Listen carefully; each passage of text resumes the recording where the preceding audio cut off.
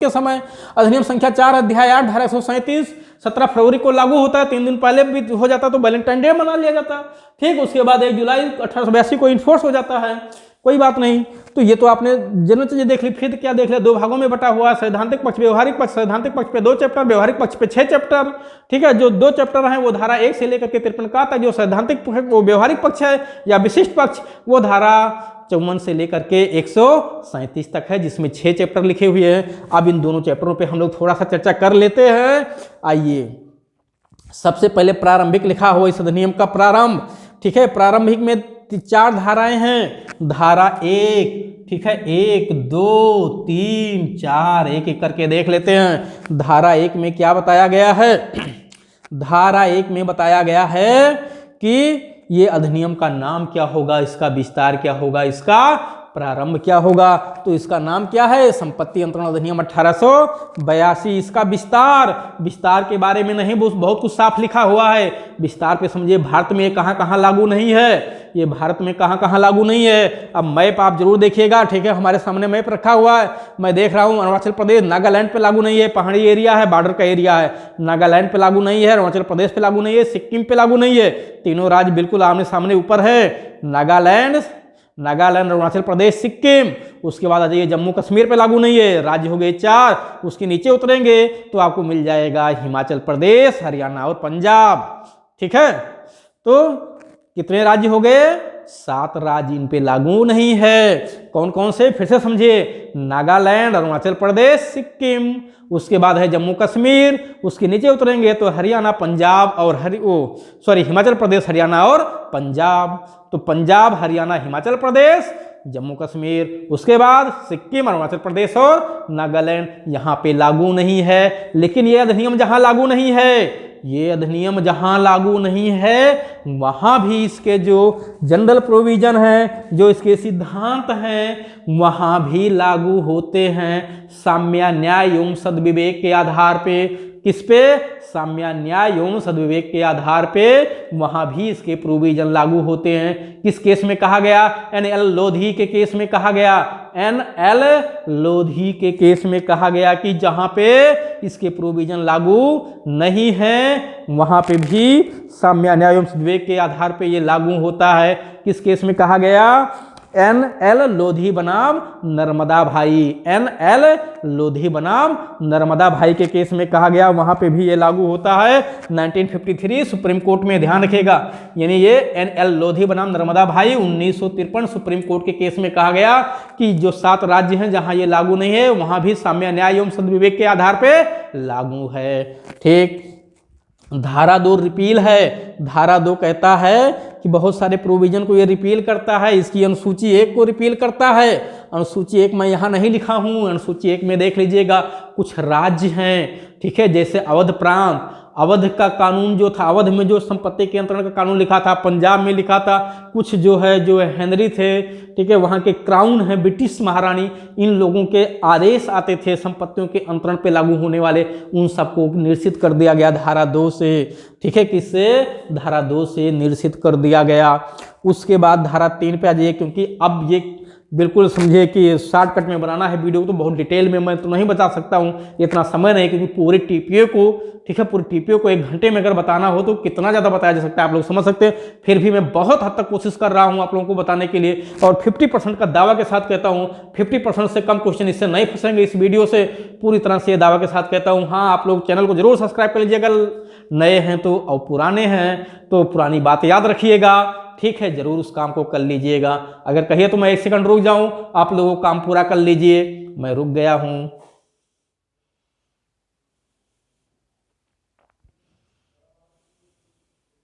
चलिए, मैं फिर आ गया। आप लोगों ने काम पूरा कर लिया होगा। इधर आ जाइए। धारा 3 क्या कहती है? परिभाषा है। 7 शब्दों को डिफिनीशन यहाँ किया गया है। 7 शब्दों की परिभाषा दी गई है, जरूर पढ़ के जाइएगा, एग्जाम में पूछा जाता है। भूबद्ध भी पूछा जाता है। भूबद्ध का क्या मतलब है? ठीक है, भूबद्ध क्या होता है, निर्वसीयत क्या होता है, सूचना क्या होता है, अनुप्रमाणक किसे कहते हैं, रजिस्ट्री क्या होता है, ये 6-7 शब्द हैं यहाँ जो परिभाषित किए गए हैं। ठीक है, भूबद्ध, अचल, निर्वसीयत, फिर से देखिए 7 क्या है? भूबद्ध, अचल, ठीक है, क्रम भले आगे पीछे हो, कोई नंबर नहीं है, परेशान हो जाओ तो नहीं, यहाँ कोई नंबरिंग नहीं की गई, सबसे अच्छी बात ये, कोई नंबरिंग नहीं, बिल्कुल भारतीय साक्ष्य अधिनियम के समान है, जैसे धारा 3 वहाँ वैसे धारा 3 यहाँ है, वहाँ भी कोई नंबरिंग नहीं, यहाँ भी कोई नंबरिंग नहीं, वहाँ 10 शब्दों को डिफिनेशन है, यहाँ 7 शब्दों की डिफिनेशन है। एक है भूबद्ध है, ठीक है, भूबद्ध, अचल, निर्वसीयत, ठीक है, अनुप्रमाणक, पंजीकृत, सूचना, ठीक है, और अनियोज्य दावा, 7 तो हो गया, ठीक है, 3 2 3 2 5 1 7 तो हो गया। इन 7 शब्दों की डिफिनेशन दी गई। एक्शनेबल क्लेम जरूर पढ़ के जाइएगा, नोटिस पढ़ के जाइएगा, भूबद्ध जरूर पढ़ के जाइएगा, भूबद्ध से क्वेश्चन पूछा जाता है, अनुप्रमाणक से पूछा जाता है, मैं थोड़ा थोड़ा बता दे रहा हूं, ठीक है। भूबद्ध का मतलब क्या होता है? भूबद्ध का मतलब है 3 तरह से चीजें बताई गई है, या तो जिसकी जड़ भूमि में हो वो भी भूबद्ध है, जैसे पेड़ की जड़ भूमि में है तो भूबद्ध है, या जिसका पेड़ तो जिसकी जड़ तो पेड़ में नहीं है लेकिन कोई चीज गाड़ दी गई है, जैसे मकान की नींव जमीन में डाल दी गई है तो ये भी भूबद्ध माना जाएगा। और दूसरा ये है कि जो चीजें जमीन में मूलित की गई हैं, ठीक है, जिनका मूल नहीं, जो भूबद्ध में डाली गई, भूमि में गाड़ी गई हैं, अगर उससे कोई चीज जुड़ी है तो वो भी भूबद्ध कहलाती है। जैसे ये मकान, ठीक है, ये मकान भूबद्ध है क्योंकि इसकी नींव जमीन में है, लेकिन इसमें जो दरवाजे लगे हैं वो इसी मकान से अटैच हैं, ठीक है। ये बोर्ड जो लगा है ये भी उसी मकान से अटैच है, इस नाते ये बोर्ड भी क्या है? अचल संपत्ति है, क्योंकि इसे हाथ से आप खोल भी नहीं सकते, इसलिए ये भी अचल संपत्ति की श्रेणी में आएगा। टीपीए के पर्पज के लिए ध्यान रखिएगा, टीपीए के पर्पज के लिए ये बोर्ड भी अचल संपत्ति है, ठीक है। ये बोर्ड जो लगा हुआ है लाइट का ये भी अचल संपत्ति है, जो दरवाजे खिड़की लगे हैं वो भी अचल संपत्ति की श्रेणी में आते हैं, और जो पेड़ खड़ा है वो भी अचल संपत्ति यानी भूबद्ध कहलाएगा, यानी वो भी क्या है? भूबद्ध वो भी है।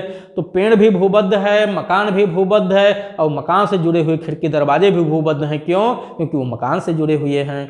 उसके बाद अनुप्रमाणक की डिफिनेशन दी गई है। अनुप्रमाणक की परिभाषा में भी बहुत महत्वपूर्ण परिभाषा है, कम से कम 2 अनुप्रमाणक साक्षी होना जरूरी हो, तो ध्यान रखिए, कम से कम 2, मैक्सिमम की कोई संख्या नहीं है, 10 20 2 4 10 1000 2000 भी हो सकते हैं, लेकिन कम से कम 2 अनुप्रमाणक साक्षी चाहिए। कई बार एग्जाम में पूछा गया कम से कम कितने होने चाहिए? 2, 1 से काम नहीं चलेगा, ध्यान रखिएगा, ठीक। उसके बाद निर्वसियत का मतलब लिखा हुआ है कि जो बिना वसीयत की संपत्ति मर जाए तो वो क्या है? वो निर्वसियत, ठीक है। बिना वसीयत के अगर संपत्ति को कोई मर जाता है तो उसी को निर्वसीयत कहते हैं, ठीक है। उसके बाद अचल संपत्ति लिखा है, यानी अचल संपत्ति का क्या मतलब? अचल संपत्ति का मतलब है कि कोई खड़ी हुई काष्ठ, कोई पेड़ अगर खड़ा हुआ है तो भी अचल संपत्ति की श्रेणी में आता है। उगती फसल है, घास है, ये भी अचल संपत्ति की श्रेणी में आता है, लेकिन पेड़ में हमेशा ध्यान रखिएगा वह पेड़ जो फलदार पेड़ हैं वो अचल संपत्ति की श्रेणी में आते हैं। और जिन पेड़ों को इसलिए लगाया गया है कि बाद में उन्हें काट के लकड़ी के रूप में यूज किया जा सके, वो चल संपत्ति की श्रेणी में आते हैं, भले वो खड़े हुए हैं,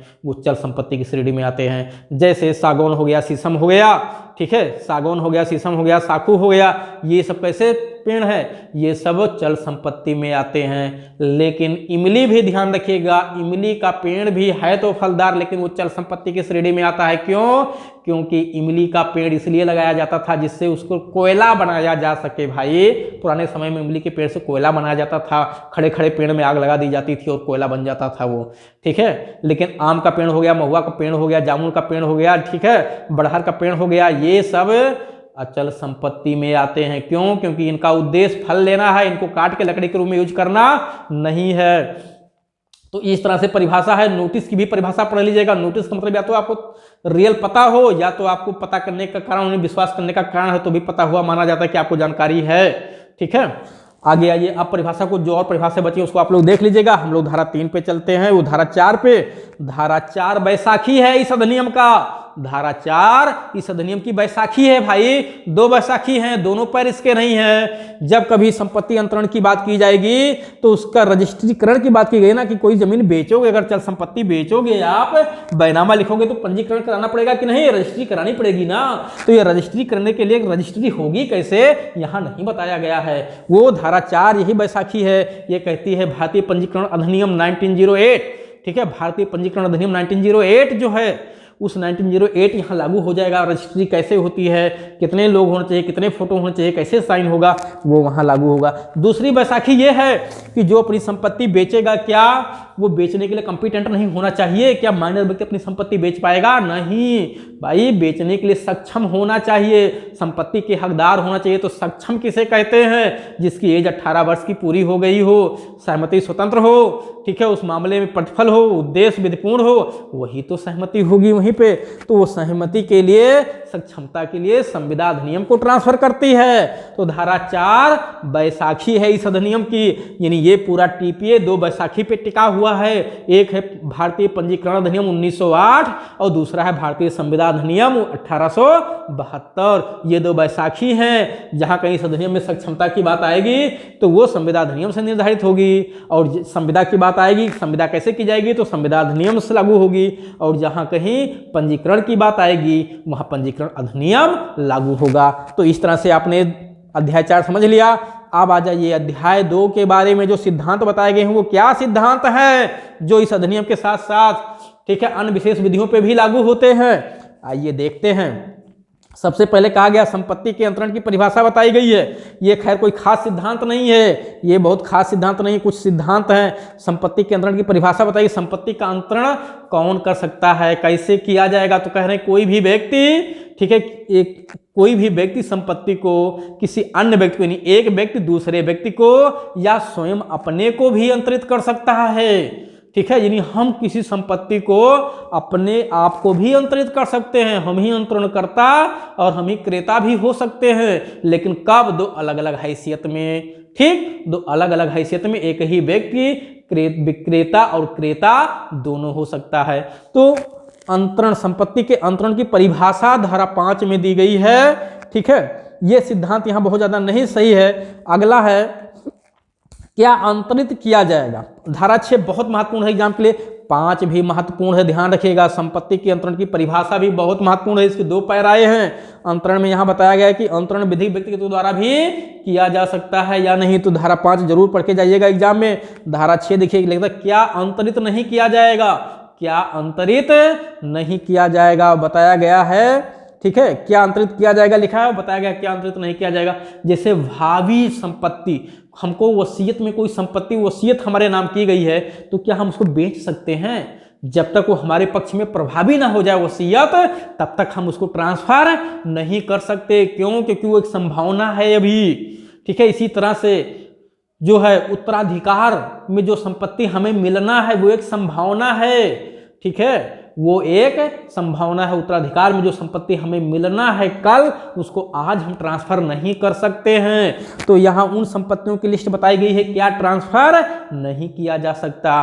कहीं पे आपको सुखाधिकार मिला हुआ है, सुखाधिकार का मतलब जैसे आप इस कोचिंग में पढ़ते हो तो यहाँ से पानी यूज करने का, यहाँ से टॉयलेट बाथरूम यूज करने का आपका राइट है, ये सुखाधिकार है। इसके लिए आपने फीस नहीं दिया है, लेकिन अगर यहाँ कोचिंग में आओगे तो आप यहाँ के पानी को, सिंक को, टॉयलेट को, बाथरूम को यूज करोगे, ये आपका राइट है। लेकिन जिस दिन कोचिंग में आना बंद कर दे, उस दिन यहाँ आकर के आप किसी तरह से कोई व्यवस्था यूज नहीं कर सकते हो, ठीक है। पानी, बाथरूम और कोई लाइट, प्रकाश, फैन कुछ यूज नहीं कर सकते हो। क्यों? क्योंकि वो सुखाधिकार था, और सुखाधिकार हमेशा किसी मूल संपत्ति के उपभोग के लिए मिलता है। तो जब आप उपभोग का मतलब यहाँ पढ़ने के लिए आप आए थे, जब आप पढ़ने के लिए नहीं आए तो उपभोग भी नहीं कर सकते। जैसे कभी कभी आप दुकानों पे जाते हो कोई सामान लेने के लिए, तो जीने से चढ़ के जाते हो, ठीक, तो उस जीने से चढ़ के जाने का राइट आपको होता है। लेकिन अगर आप वहाँ खरीदने न जाओ तो क्या किसी दूसरे को कह सकते हो जाओ तुम भी चढ़ के वहाँ चले जाओ, ऐसे ही घूमाओ, क्योंकि हमें जाने का वहाँ राइट था।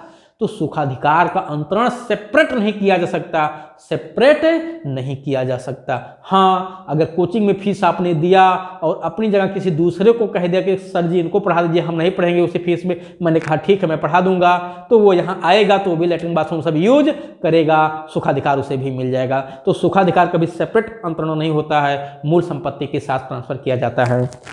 उसके बाद आप पेंशन अपना ट्रांसफर नहीं कर सकते भाई। पेंशन दिया जाता है बुढ़ापे के लिए, ठीक है, पेंशन दिया जाता है बुढ़ापे के लिए, बुढ़ापे का सहारा है पेंशन। तो अपना पेंशन किसी को ट्रांसफर नहीं कर सकते, पब्लिक पोस्ट को ट्रांसफर नहीं कर सकते। जज आप बन गए, अपने भाई को नहीं बैठा सकते हो, 2 दिन वाइफ को नहीं बैठा सकते हो कुर्सी पे कि वाइफ भी मजा लेने जज की कुर्सी पे बैठ के नहीं नहीं ये संभव नहीं है, ठीक है, जो उस पद को होल्ड किया है वही उस पद को धारण करेगा, ये सब ट्रांसफर नहीं होते हैं। तो यहाँ लिस्ट दी गई है बाकायदे धारा 6 में क्या अंतरित किया जाएगा, तो क्या अंतरित किया जाएगा, लेकिन लिखा है अंदर क्या अंतरित नहीं किया जाएगा।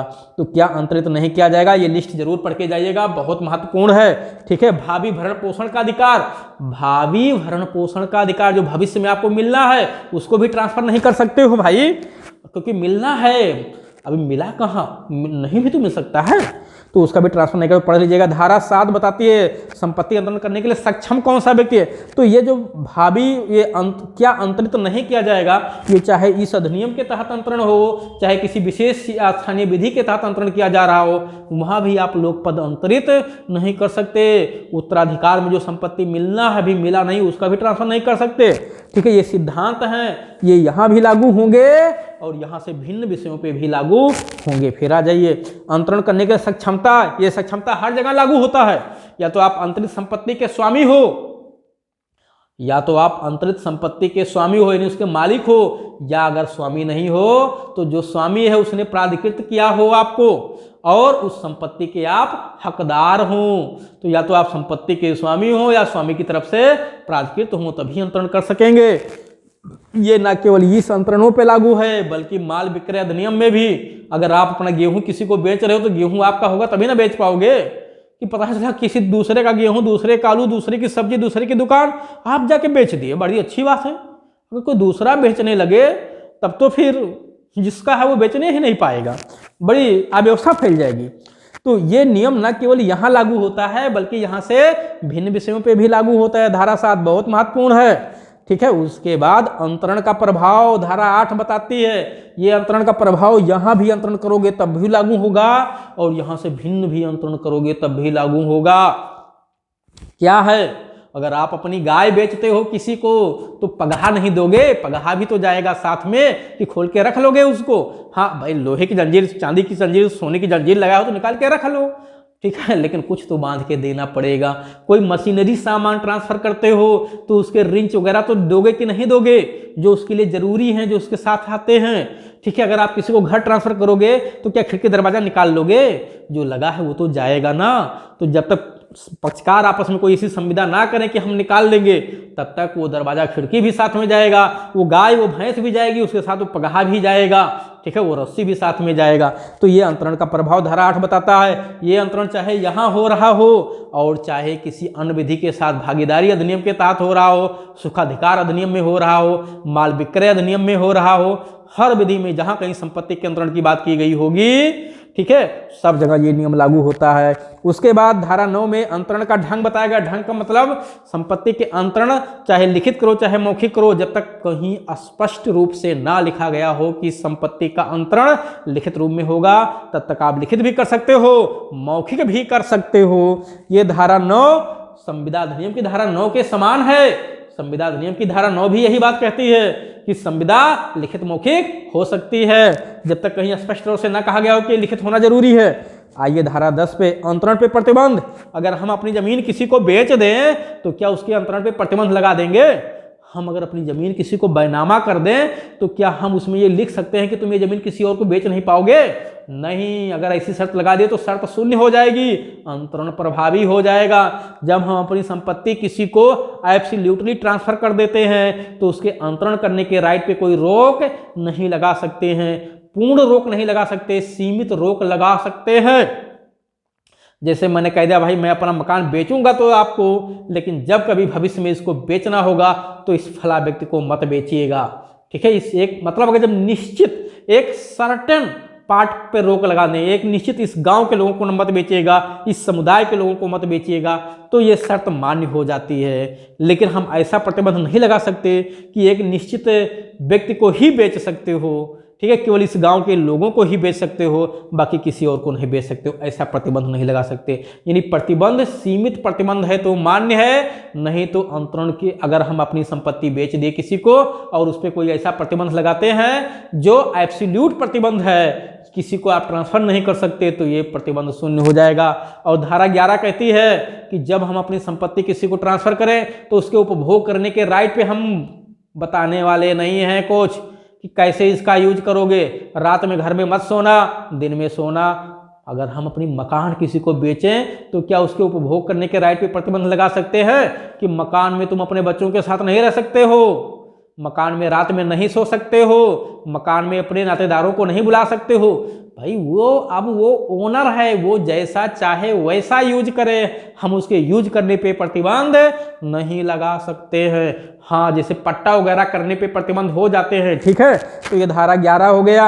ये अंतरण, जैसे हम किसी को गेहूं बेच दिए तो क्या हम उस पर रोक लगाएंगे? तुम गेहूं को दलिया बना के ही खाओगे, रोटी बना के नहीं खा पाओगे, क्या मैं ये प्रतिबंध लगा सकता हूं? अगर ऐसा प्रतिबंध लगा दे तो प्रतिबंध वैध है, ट्रांसफर वैलिड है, ठीक।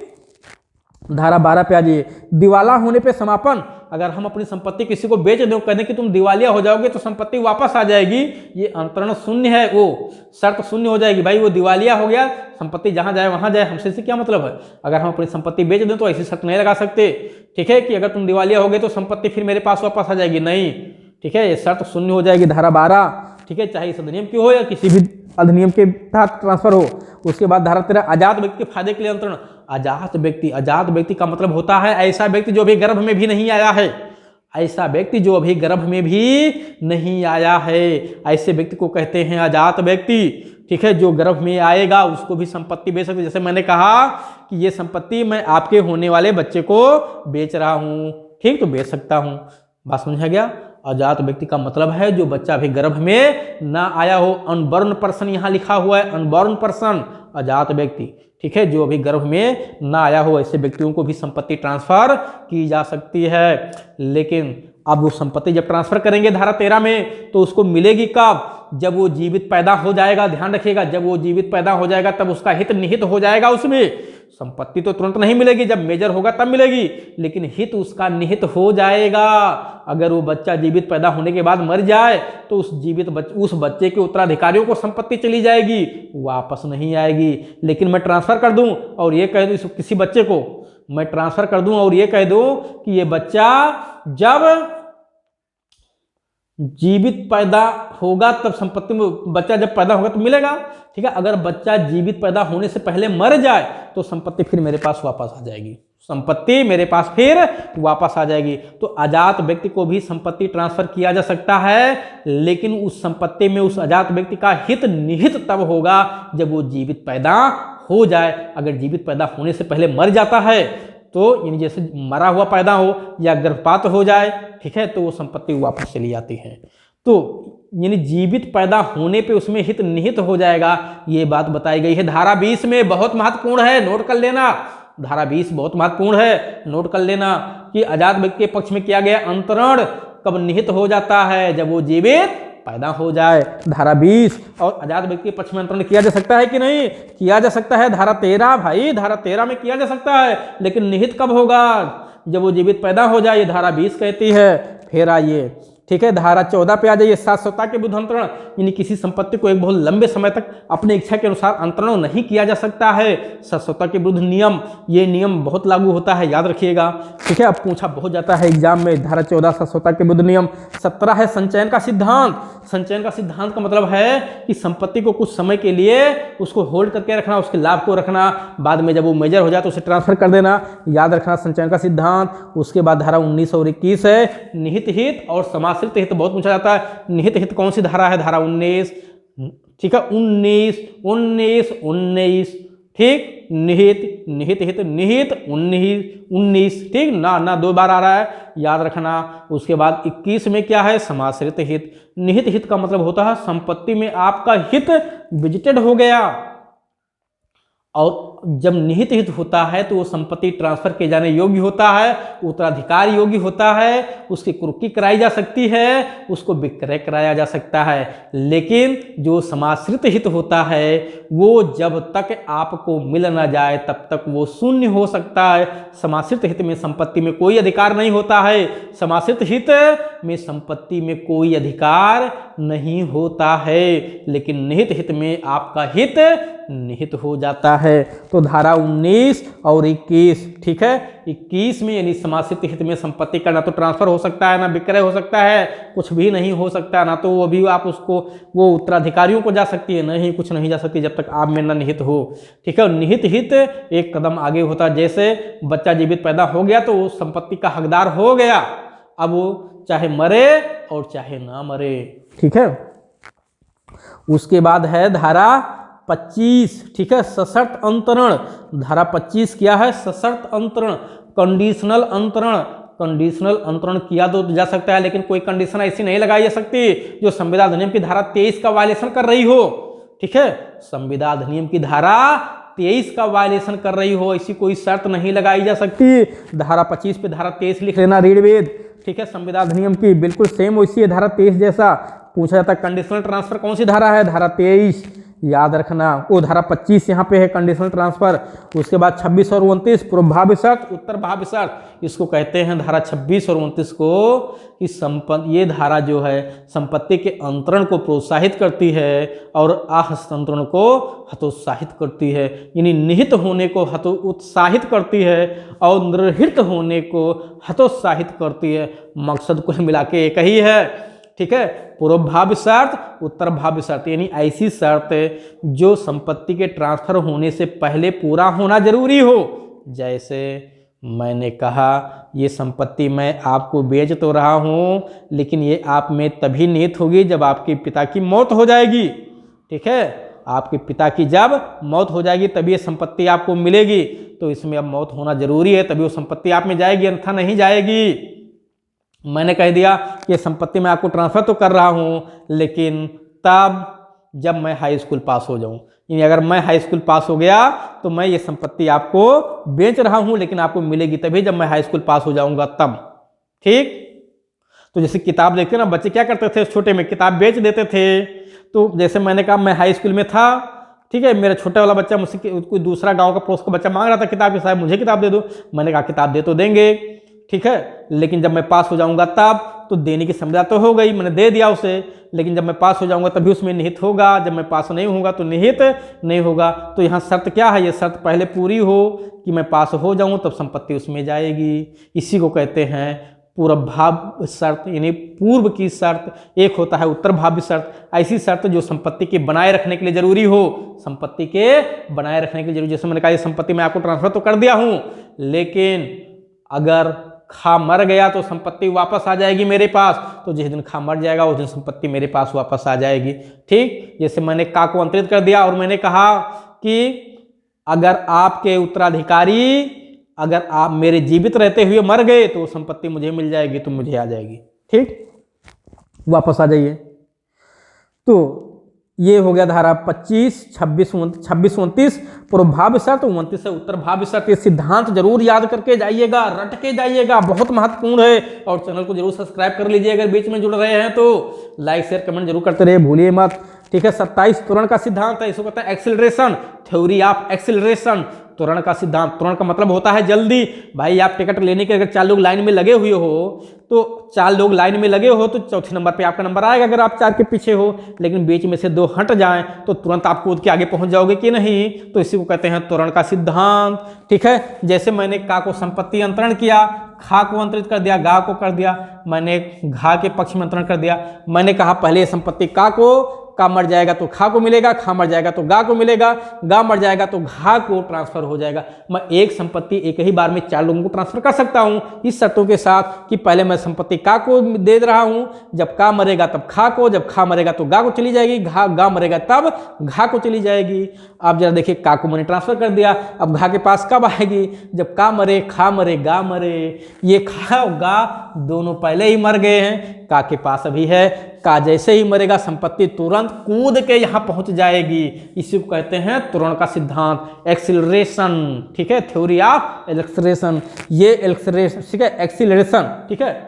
तो ये त्वरण का सिद्धांत ना केवल इस प्रकार के अंतरण पे लागू होता है, बल्कि इसके अलावा कहीं भी ट्रांसफर करोगे तो हर जगह जो आपका माल विक्रय अधिनियम है, संविदा अधिनियम, वो माल विक्रय अधिनियम, संविदा अधिनियम में 3 तरह के विशिष्ट प्रकार बताए गए हैं, ठीक है। 3 चैप्टर माल संविदा अधिनियम में भी लिखे हुए हैं ना, अध्याय 8, 9, 10। तो अध्याय 8, 9, 10 उस पर भी लागू होगा, माल विक्रय अधिनियम हो गया उस पर भी लागू होगा, भागीदारी पे लागू होगा, सुखाधिकार पे लागू होगा। जहां कहीं अंतरण की बात की गई होगी संपत्ति के, त्वरण का सिद्धांत वहां भी लागू होता है। तो ये सिद्धांत है। उसके बाद क्या है लास्ट में, ये दिख नहीं रहा होगा आप लोगों को, ठीक है। लास्ट में है निर्वाचन का सिद्धांत, थ्योरी ऑफ इलेक्शन, बहुत महत्वपूर्ण है, धारा 35। इलेक्शन का सिद्धांत अब ज़्यादा नहीं बताएंगे, समय का अभाव है। इलेक्शन का सिद्धांत बहुत महत्वपूर्ण है, याद रखिएगा, धारा 35 निर्वाचन का सिद्धांत, ठीक है। जब कभी अगले वीडियो में आएंगे तब डिटेल में बताएंगे। अब आ जाइए अचल तो ये सिद्धांत चल अचल दोनों पे लागू होते हैं। अचल संपत्ति पे लागू होने वाले सिद्धांत, ये है पहला दृश्यमान स्वामी द्वारा अंतरण, ये धारा 5 का अपवाद है भाई, ये धारा 5 इसी नियम का ये अपवाद है। ये कहती है कि कोई ऐसा व्यक्ति संपत्ति का ट्रांसफर कर दिया जो देखने में स्वामी लग रहा था लेकिन स्वामी नहीं था रियल में, दृश्यमान यानी दृश्य से लग रहा कि स्वामी यही है लेकिन वो स्वामी नहीं, पता चला वो किराएदार था, आपको लगा यही स्वामी, उसने ट्रांसफर कर दिया आपको स्वामी बता के। तो स्वामी बता के ट्रांसफर कर दिया तो उसका इफेक्ट क्या होगा, उसका इफेक्ट क्या होगा, अगर आपकी संपत्ति पे कोई दूसरा स्वामी दिख रहा है तो कहीं ना कहीं आपका भी तो दोष है कि आप अपनी संपत्ति पे किसी ऐसे व्यक्ति को क्यों रखे हो जो दूसरी की नज़र में स्वामी लगता है। ऐसे को अगर आप ऐसे व्यक्ति को रखे हो जो दूसरे की नज़र में स्वामी लगता है, अगर वो सद्भावी क्रेता है ना, तो तुम्हारी भी संपत्ति चली जाएगी फिर, क्योंकि तुम्हारी ही गलती की वजह से एक दूसरा व्यक्ति कंफ्यूजन में पड़ा, जो एक अन्य व्यक्ति आपके मकान में रह रहा था उसको स्वामी लग गया और वो स्वामी की हैसियत बता करके संपत्ति को ट्रांसफर कर दिया। तो दृश्यमान स्वामी द्वारा अंतरण, ठीक है, बहुत महत्वपूर्ण धारा है। ये दृश्यमान स्वामी के अंतरण को होल्डिंग आउट भी कहते हैं। क्या कहते हैं? होल्डिंग आउट कहते हैं। एक धारा 116 है होल्डिंग ओवर, ये धारा 41 है होल्डिंग आउट, और धारा 1 है होल्डिंग ओवर। कौन सी धारा है होल्डिंग ओवर? धारा 116 आगे मिलेगी अभी, ठीक है। किसमें? धारा 116 आपका मिल जाएगा पट्टा में। पट्टा में होल्डिंग ओवर का नियम चलता है धारा 116 में। यहाँ होल्डिंग आउट धारा 41 को कहते हैं, और ये होल्डिंग आउट का जो सिद्धांत है उसको कहते हैं फैलाव का सिद्धांत। ये फैलाव का सिद्धांत 2 नियम पे है, एग्जाम में पूछा जा चुका है। विबंध के सिद्धांत पे आधारित है और साम्य के सिद्धांत पर आधारित है। यानी ये होल्डिंग आउट का जो सिद्धांत है इसको हिंदी में फैलाव का सिद्धांत कहते हैं। ये नियम विबंध के नियम पर और साम्य के सिद्धांत पर आधारित है, ध्यान रखिएगा। उसके बाद धारा 43 है अपराधिकृत व्यक्ति द्वारा अंतरण। ऐसे व्यक्ति ने किसी संपत्ति को ट्रांसफर कर दिया जो प्राधिकृत नहीं था, झूठे बता दिया कि ये मकान मेरा है और ट्रांसफर कर दिया।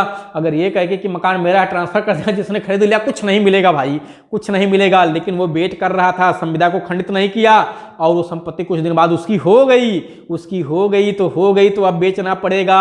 अब आप मना नहीं कर सकते हो क्योंकि तुम खुद ही उसको उसके नज़र में बताए थे कि हम स्वामी हैं और अब स्वामी हो गए तो बेचना पड़ेगा। इसको स्टॉपेल का सिद्धांत कहते हैं, विबंध का सिद्धांत कहते हैं। विबंध द्वारा प्रतिपोषण का सिद्धांत बहुत महत्वपूर्ण धारा है। विबंध द्वारा प्रतिपोषण का सिद्धांत ये कई बार एग्जाम में पूछा गया है कि विबंध द्वारा प्रतिपोषण का सिद्धांत कौन सी धारा है, तो धारा 43 है। एक बहुत महत्वपूर्ण केस है रेणु बनाम महेंद्र सिंह का केस, बहुत महत्वपूर्ण केस है रेणु बनाम महेंद्र सिंह का केस। फिर मैं कह रहा हूं चैनल को सब्सक्राइब कर लीजिएगा भाई, चैनल को सब्सक्राइब आप लोग जरूर कर लीजिएगा। लाइक शेयर कमेंट करते रहिएगा, अपने दोस्तों को बताते रहिएगा, इतना काम आप लोग करते रहिएगा। बाकी तो मैं देख रहा हूं, ठीक है। अगला क्या है? 52 वाद लंबन का सिद्धांत। अगर किसी संपत्ति पे कोई विवाद चल रहा हो तो उस विवाद के दौरान क्या वो संपत्ति ट्रांसफर की जा सकती है? अगर कर देंगे तो क्या इफेक्ट होगा? ये इफेक्ट ना केवल यहाँ के ट्रांसफरों पे लागू होगा बल्कि इस अधिनियम से भिन्न कहीं भी ट्रांसफर करोगे तो वहां भी